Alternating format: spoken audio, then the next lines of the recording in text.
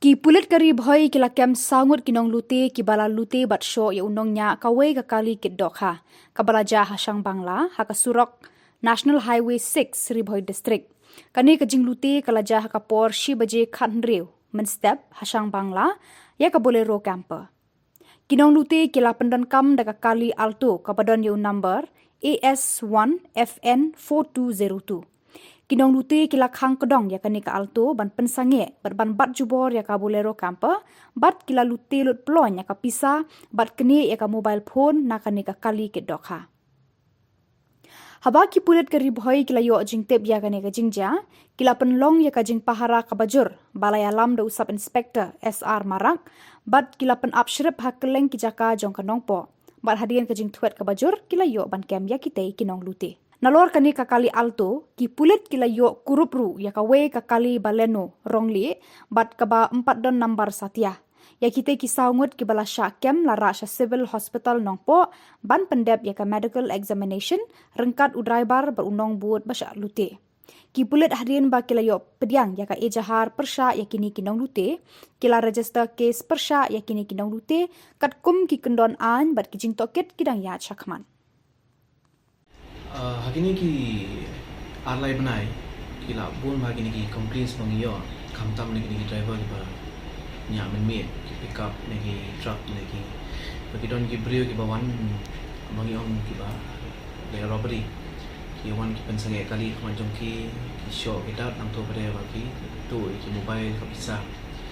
te halor kata ka district kala simkhia ikani nang ta ngila man lagi station ngila pha ba kin le ba ki mobile patrolling te menen kami ka jia kumta hi hang ni hajan Shangbangla kadon gawi ka pick up ka ba ka pawan asam kede ka bakit dohkha ka bare mani samarga te driver pha sange ki wan ar kali ki pynsangeh ka pick up nang ta ki yo ban assault yo ban shoh ki driver bodu handiman nang ta ki yo ban tu ka pisa ki mobile phone yo ki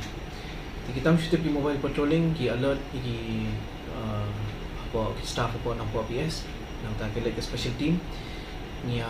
ya patrolling boro ka Nongpoh an ni yo ban detain ka kawei ka Kali hang ni hajan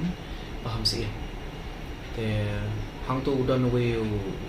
accuse ki mot ban pet we accuse hang tu hiu syabat ko jen ki tangsang tu badan lang bat tau Mustafa lindo yo ban pet ki abe ki polis te kumba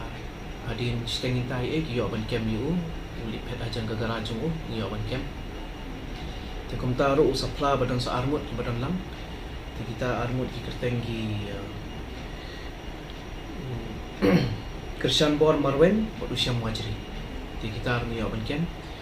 te uniu reki tangsang bodu Mustafa ki kidan ka Kali ka Alto ka badan ka number plate ke AS01FN4202 te kini armut pada Krishan bor marwen berusia muajri gidon ha white baleno kata bam dan nama plate te bro sangut ngila syakem te ngila